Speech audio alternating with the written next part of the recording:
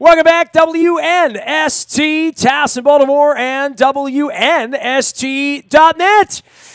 It is a new year with some of the same old problems around here, and I bring in my dear friend Dennis Koulatsos from Coons Florida Security Boulevard, and of course host the SSV on WNST, heard here on Thursday.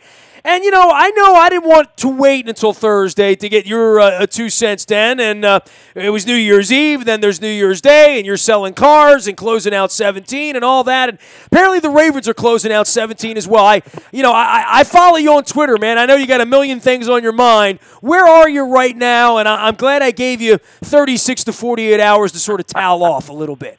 Yeah, look, it's nothing surprising. It's a heck of a mess.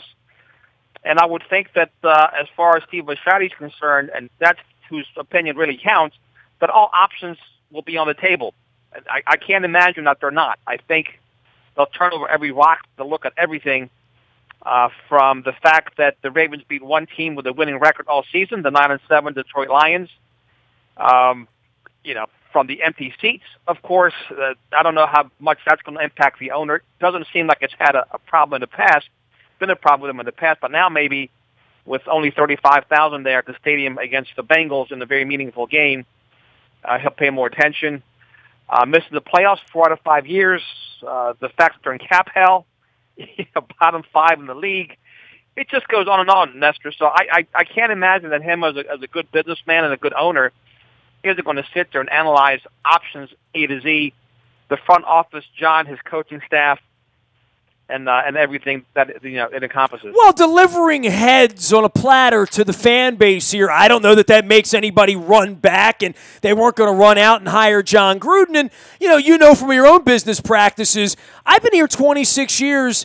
I've changed a little bit, I've learned a little bit, I've grown a little bit, but it's not dramatically different the kind of person you would be or the way you would want to conduct yourself. And I would say for this organization and for Bisciotti to have never hired or fired a football guy, right? He came in with Ozzie and has accepted Ozzie as his own for 15 years. He's made one change in the coaching department from Billick to Harbaugh, and that's been it.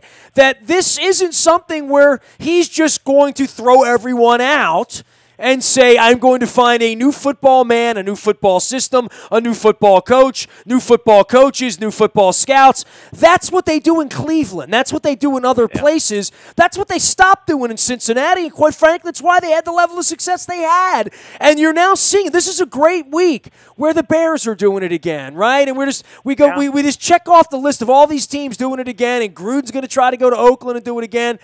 I don't think Steve sees that throwing Eric DeCosta out the side door or kicking Ozzie out or recommending that he pre-retire or saying, I don't want Harbaugh anymore. I'm going to go find the next Hall of Fame coach.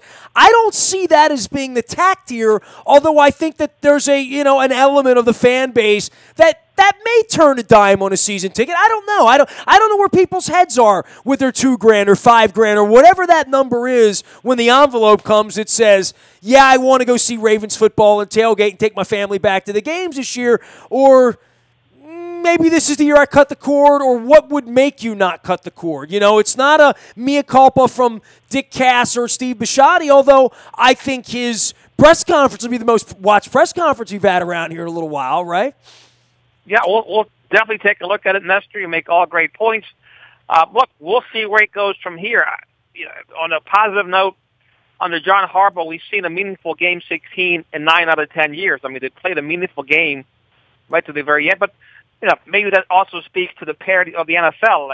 The Bills needed some help to get in, and the Ravens gave it to them on a silver platter. So, well, you only have to be so good to get in. The Bills are in. I mean, the Titans are in, right? Yeah, it's a very competitive league. And, look, for my money, they're going to get a freshening on the defensive side of the ball.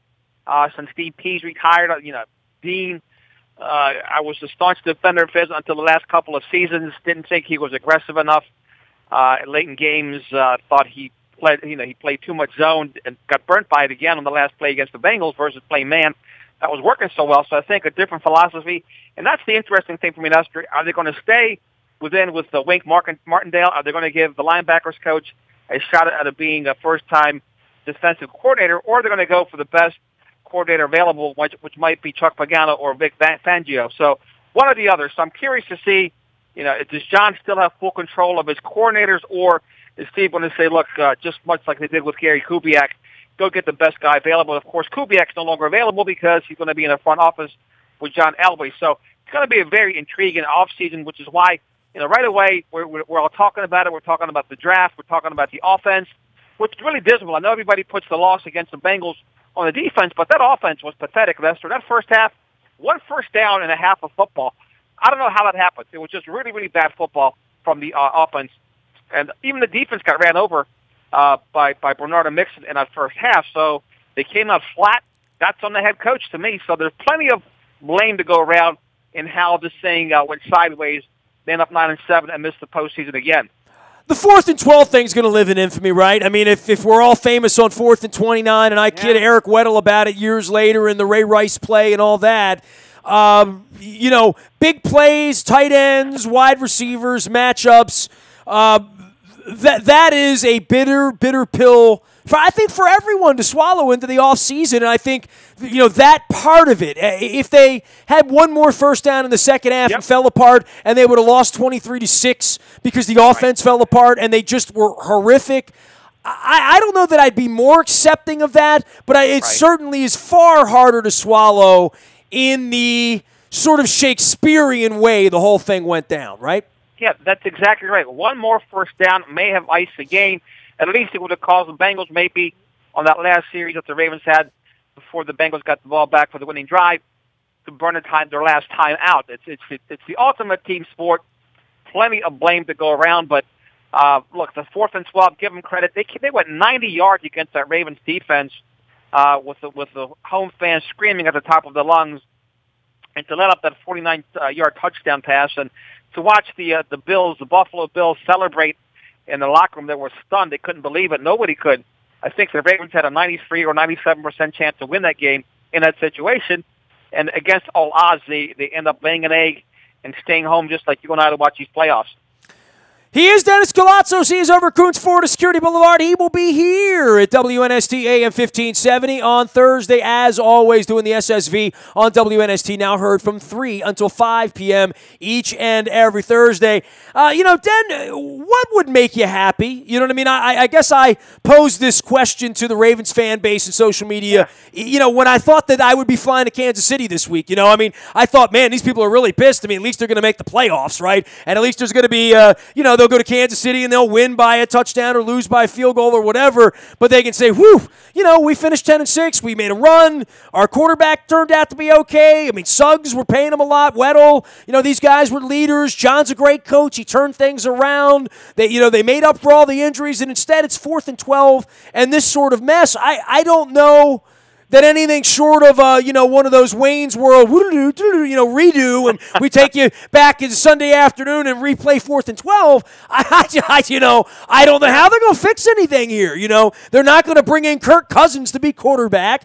They're not going to have the number 1 pick in the draft. They're picking 16th. They're not going to splash in free agency and, go sign, some other team's A.J. Green and bring him in here. And, and there's a lot of tough decisions on Ben Watson and Jeremy Maclin and Mike Wallace, and you just go through all the 30-somethings and what are you going to get out of Suggs that he didn't give you this year? Where are you going to go with Weddle in all this? Can Jimmy Smith come back again? Where are we with Ozzie? Where are we with John? Where are we with Flacco? Are we going to win with these guys? These are all global questions that Steve Bisciotti is going to have to, as you've pointed out, we can talk about any of these other names, but all of this will be determined by Bisciotti based on his leadership skill, which he's, one of the best in the world. He's a billionaire. We're not, right? So, I always doff my cap to him on that side of it.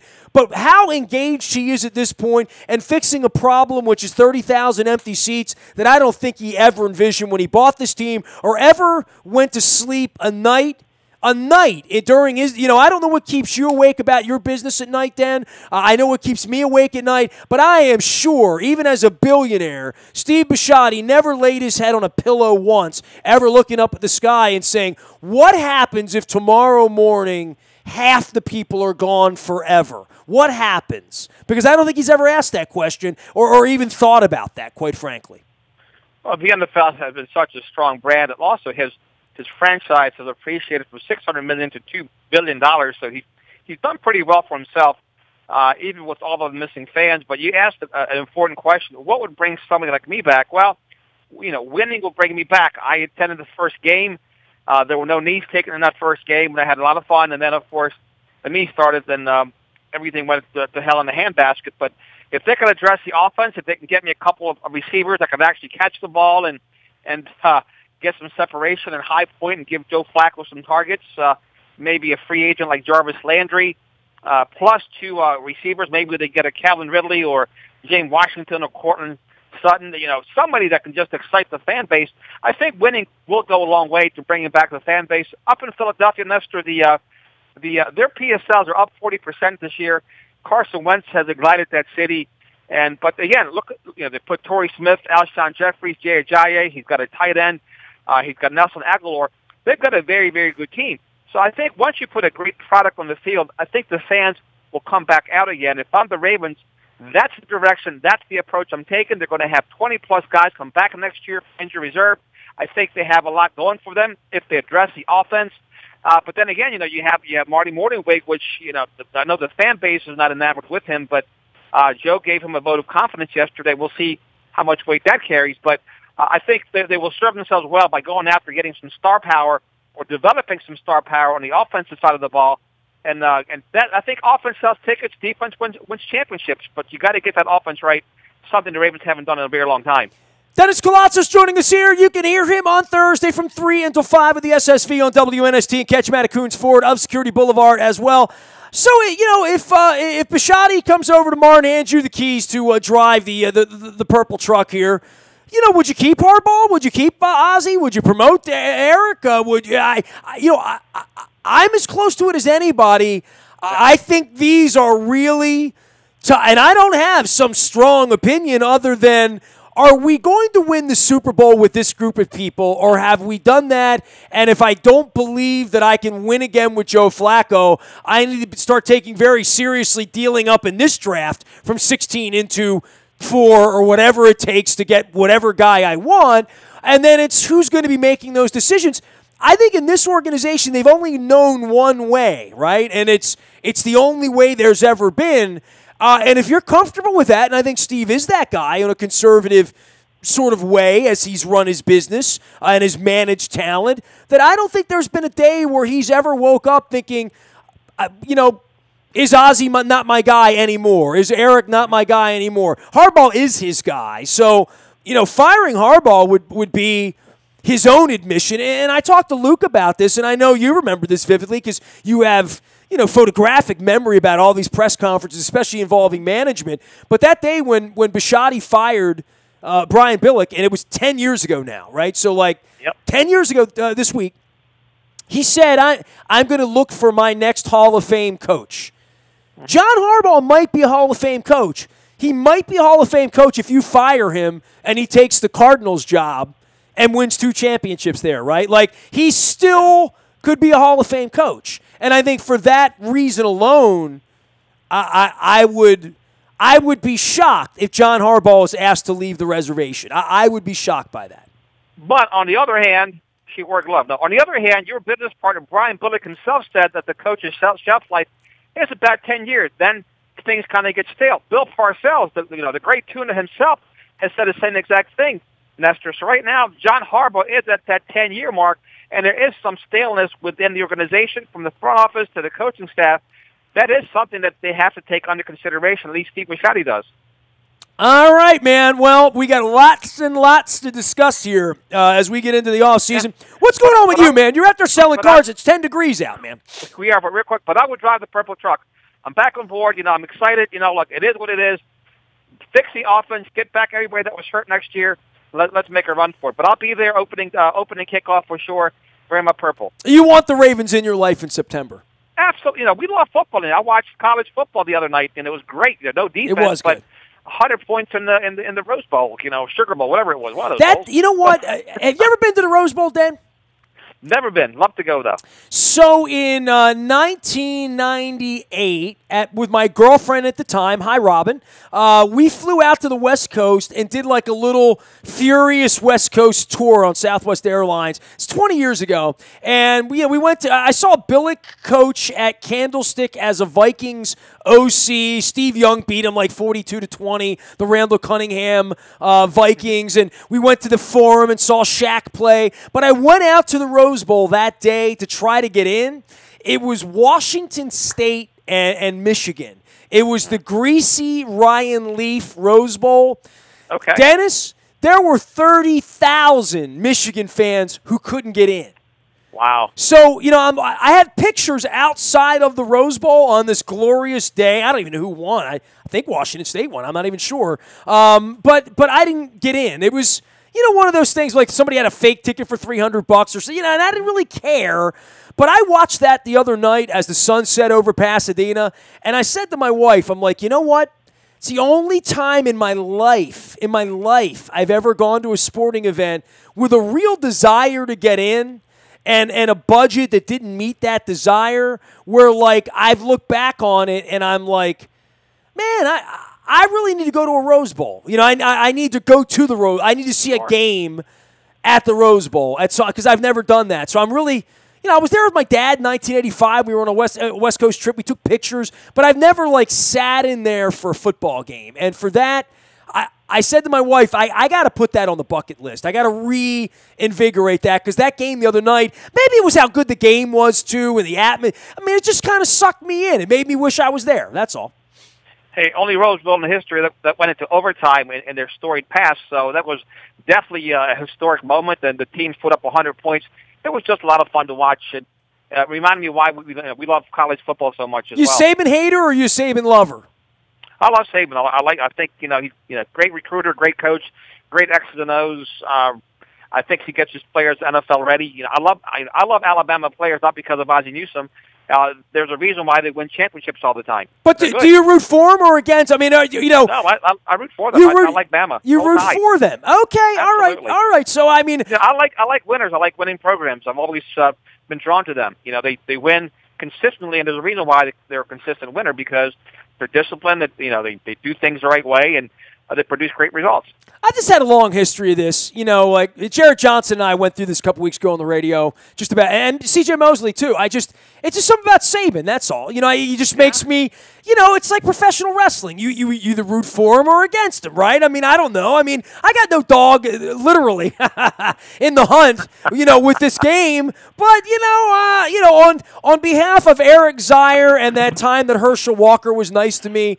I'll find a little dog in me, I guess, before it's over with this week. How about that? It's going to be a great finale. The Georgia and Bama SEC. Look, two SEC teams. It doesn't bother me at all as a football fan. I know some fans have issues with it, but to me, it's going to be great football. And as a draftnik, I'll be looking at players that can definitely help the Baltimore Ravens. Wouldn't it be something, sides. Right? Like Georgia playing in Atlanta for their championship. Wouldn't it be incredible if the Vikings make it through here and host the game? That they have a shot. I really hope Eagles, so. Yeah, the Eagles without Wentz now, they're vulnerable. So they're the number one seed, but they can get easily knocked off with after starting quarterback. Whereas the Vikings, if they hold serve, they could very well host the NFC Championship at home and then turn right around and play the Super Bowl there as well. I'm so torn on all this. I mean, I got Pagano, I had Del Rio, and I had Caldwell all fired on Sunday night. All three really, really tremendous people. And now I got this Philadelphia Eagles thing where, Schwartz is there, Joe Douglas is there, Torrey Smith is, you know what I mean? Andy Weidel. I mean, I got people with the Eagles thing. So when I say, I really hope the Vikings are there. And I like Mike Zimmer, and I got dear friends of mine who work for the Vikings as well. It's a good story. It's a good month. And as much as I can PP on a Jacksonville Jaguar Bills game or a Chiefs Titans game, and I don't really have any dog in the hunt, me, on Saturday afternoon, I'll have the food out. The beer will be chilled. You know, my wife and I will be directed on the TV. I'll be tweeting. Sure. I love the NFL playoffs. I really do. And I love the Super Bowl. I love going. I love broadcast and all the things that people like you and Coons Ford make possible for us to do here during this month. But you know, even when you're not in the tournament, it sucks. We're licking our wounds. We have to figure ourselves out. We're going to be talking about the state of the Ravens and Bisciotti. But once the games start this weekend, it's a great tournament. It really is. It's a wonderful tournament. You know, you have friends on these teams. On the Atlanta Falcons sideline the other night, I saw a young man who used to sell cars for me. And he left and got into the NFL as a scout. Was a scout for the Ravens for a while. Anthony Robinson. He's been with the Atlanta Falcons for the last 8 years. So that's my rooting interest in the NFC. Good for you. Hey, Marty Conway's daughter works in their social media department. Marty's daughter lost a Super Bowl ring over the blowing the lead last year, you know. So Anthony, so yeah, you know, and I find out, you know, I find out the strangest things. I honestly, and don't laugh at me, I didn't know Orlando Brown's son played for Oklahoma, and I did not, and I remember him when he was a boy. I think he's in some pictures with Zeus and I. And I knew Zeus. He's the biggest guy on the field. Well, right. And Zeus would always drive around in that big old truck that honked like a diesel truck. And I would see him downtown and whatnot. And I love Zeus. Zeus and I always got along famously. And my wife said to me, we're watching the game. She's like, "Hey, that's Zeus's boy there." And I'm like, "Yeah." No, it just says Brown Jr. and he's big like Zeus. She's like, no, that's like Zeus's son. And I'm like, how can it be? How can I be in the business I'm in? And I guess just the Oklahoma story, and I don't watch Lee Corso I didn't trip over that story. So I thought, well, now I want to root for that kid because I love Zeus, and Zeus was always good with me. You know what I mean? And he's projected to be a late first-round draft pick. He can play left tackle in the pros. Nice kid, very nice young man. Hey, man, always great to have you on. Tell me what's going on out there other than people. I mean, how does this work when you're selling cars out there when it's 10 degrees? I mean, do you bring the car into the showroom and say, get it, you know? Or do you say, hey, let me prove to you that the heated seats work? Look, we delivered 35 vehicles on New Year's Day. People were coming in. They were very thankful that we were open. They all have heat, so a lot of them have remote starters, so we were able to start them from the showroom. You just point your clicker at them, you hit it twice, and the car starts, the truck starts, and the heat comes on, the heated seats come on, and so by the time you get up there, and at 5 or 10 minutes later, Nestor, you know, it's toasty warm, right with the click of a button. So that's, in this kind of weather, everybody wants that feature, not just the heated seats, but also the remote starter. Well, what would they say? It sells itself this time of year, right? It really, really does. And this kind of weather kills a lot of cars, unfortunately, but fortunately for us, we're here, and we're able to take care of customers. And look, they can still save a lot of money with year-end, beginning savings, 0% for 72 months, plus cash back on the hood. Ford Motor Credit still buying deep, and anybody with challenge credit, they can come see us as well. We take care of everybody from A to Z. 0% financing, 72 months. I want to say that I've never had those terms in my life. Yeah, they're really, really, really good terms. You can save you a lot of money in interest rate. And how many years you been selling cars? 31 years. How many years in 31 years have you offered at any point 0% for 72 months? Maybe there's a time like an 8 or 9, right? Yeah. But out of 31 years, how many years have you been able to do that deal? Probably 5 or 6 years out of the 31. Not many. They're rare, but right now competition is fierce, not just between all brands, but also between Ford dealers. So, look, we try to stand out from the crowd, and we try to give people a reason why to come here. And Price will sell the first one, while our service will sell the rest of them. Hey, man, always a pleasure. Appreciate you. See you on Thursday. Hey, man, let's try to, be calm about all this, although I'm not calm about it. You know, I'm preaching. I'm not practicing what I preach. I'm not calm. Look, I was you know what, I was upset about the loss, but I wasn't devastated. It wasn't like, in years past. Oh, I was devastated. I got to be honest. I walked downstairs. Yeah. Luke and I didn't even speak. Like, Luke and I... It was mortifying in the press. I mean, it was absolutely mortifying. I don't even know what to say. I mean, I don't have a lot of colorful recollections of it, other than Matt Judon literally sitting in his locker around his stool with his shoulder pad, everything but his shoes on, everything but his shoes. Luke put out a tweet that this was the worst home loss in Ravens history, and some guys jumped on it. The reference back to the Tennessee game, but that was a playoff game. This was not a. I think this was the worst regular season home loss by the Ravens. That much I would agree to, but it wasn't a playoff loss like the Condiff miss or the home game against Peyton Manning, and it was Colts at 15-6 debacle that we had to sit through. But this was by far and easily the worst regular home season loss. Although we didn't have much expectations of this team making a whole lot of noise once they got in the playoffs.